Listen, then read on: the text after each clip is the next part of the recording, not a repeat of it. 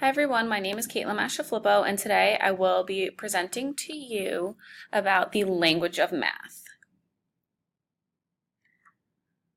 Larson explains in his research that vocabulary is crucial for a student to truly understand the material at hand. He continues to say that having knowledge of the vocabulary allows for more positive results in students' working grades. We can see from Larson's research that vocabulary math is just as important as vocabulary in English or any other field of study. It is significant for us as teachers to not only think about what vocabulary we teach, but also how we teach it. So many words have one meaning in English and a different meaning in math, such as the word origin. Combination of words in math can also create different meanings, such as value and absolute value. Our students need us to explain what these words mean, as well as what they do not mean. I found it interesting, an Ada News article, when she talks about teachers not knowing if their students are underachieving because they do not understand the material, or because they do not understand the language. This makes sense because sometimes if I reread a question with a little explanation to a student after they get the problem wrong, they can solve it correctly with a little clarification of words and phrases. Multiple interpretations of words are not the only ambiguous aspect in the math language. The way problems, questions, and statements are worded can also be ambiguous. Usually when students can interpret a problem in more than one way, it is not a good problem. However, ambiguity can also be a useful tool in mathematics when we are working with a which one doesn't belong problem. This is where reading strategies play an important role. The language of mathematics is built on analyzing, interpreting, solving, and communicating real-world problems. We must teach our students that rereading mathematical texts is different from other types of reading. It requires specific strategies distinctive to math. For example, if we think about variables, we have to know that a variable, such as x, represents a number or quantity. We must also know that there is an imaginary 1 in front of this example of x. If we put a 5 in front of the x to create 5x, we must know that a coefficient next to a number means multiplication. So in this example, we would have 5 times x. Now let's look at the difference between procedural fluency and conceptual understanding. Procedural fluency is the knowledge of rules, formulas, and procedures. For example, when I teach my students to solve equations, I give them 4 steps to follow: distribute, combine like terms, isolate the variable, and divide or multiply by the reciprocal. The students use and understand these steps without understanding what they are actually doing when solving the equation. They can follow these steps to come up with the correct answer without knowing the importance of them. Conceptual understanding is knowing more than just the rules or procedures to get an answer. Conceptual understanding is a deep and successful understanding of a topic where students can transfer and apply their knowledge into new situations. When students have conceptual knowledge of solving equations, they understand that we are keeping both sides of the equation balanced at all times. Using visuals to balance equations gives students a better understanding of the topic. Many times, I am guilty of approaching math with rules and procedures. I need to stop and think about how important concepts are. As teachers, we should do our best to instill conceptual learning of topics in our students and not just teach them the rules and procedures to get an answer. Conceptual understanding will lead our students to retain more of the material we teach. Using writing to deepen student learning is a great tool in mathematics. Examples of how to use writing in math could be procedural, conceptual, or affective or attitudinal. An example of procedural writing is list the 4 steps to solving equations. If students memorize the 4 steps, they should be able to successfully solve an equation. An example of conceptual writing is create a real-world example of solving equations. Here, students are applying what they know to create a related problem. If they can successfully create a word problem, it is clear that they have conceptual understanding of the topic.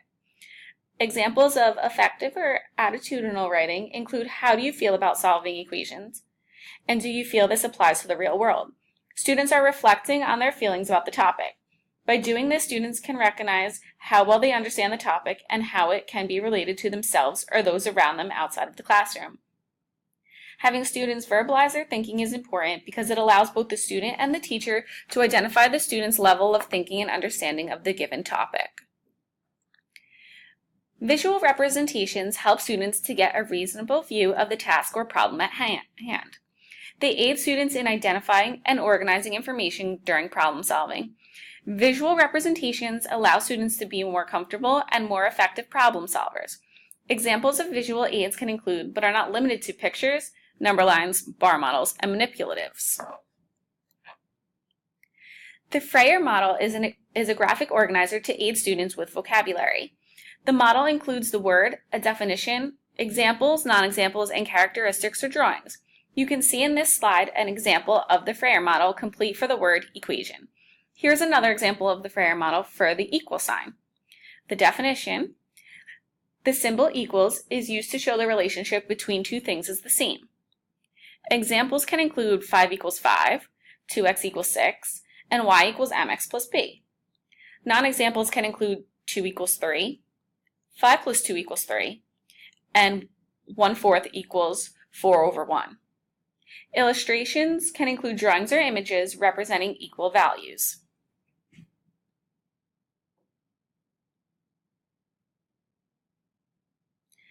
I think most of us can agree that word problems are where our students struggle the most in math.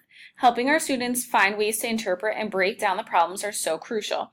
I find that having a set method or graphic organizer to attack word problems is useful for my students, especially my low-level math learners.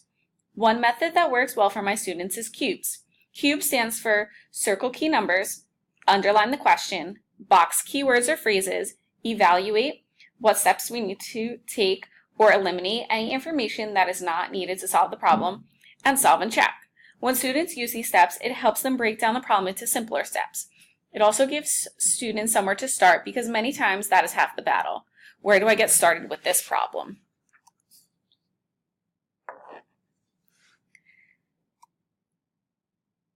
Math Geek Mama, also known as Bethany, explains 4 reasons teaching math vocabulary is vital in her article. 1. You have to understand what the question is asking if you want to get it right. Students must first understand what the question or directions are asking before they can compute a correct answer. 2. Everyday words have a different meaning in a mathematical context. As mentioned previously in the presentation, words such as product can have multiple meanings, so it is important for our students to understand the appropriate meaning of the word in the context of the problem. 3. More and more classrooms have ESL students. It is important that all of our students are taught the appropriate math vocabulary so they are not left behind in class. And last, 4, to allow for meaningful math discussions. It is important in the math classroom to get students talking. Knowing and understanding math vocabulary is essential for these discussions. Let's sum up the presentation. Math as a language. It is significant for us as teachers to not only think about what vocabulary we teach, but also how we teach it. Conceptual understanding versus procedural understanding. Procedural fluency is the knowledge of rules, formulas, and procedures, whereas conceptual understanding is knowing more than just the rules or procedures to get an answer. Writing in mathematics. Using writing to deepen student learning is a great tool in mathematics. We can use procedural, conceptual, and effective or attitudinal writing to get our students writing in the math classroom. Visual representations in mathematics. Visual representations help students to get a reasonable view of the task or problem at hand, aid students in identifying and organizing information during problem solving, and allow students to be more comfortable and more effective problem solvers. And word problem strategies. Helping our students find ways to interpret and break down word problems is so crucial. Having a set method or graphic organizer for the class to attack word problems is useful for our students, especially our low-level math learners.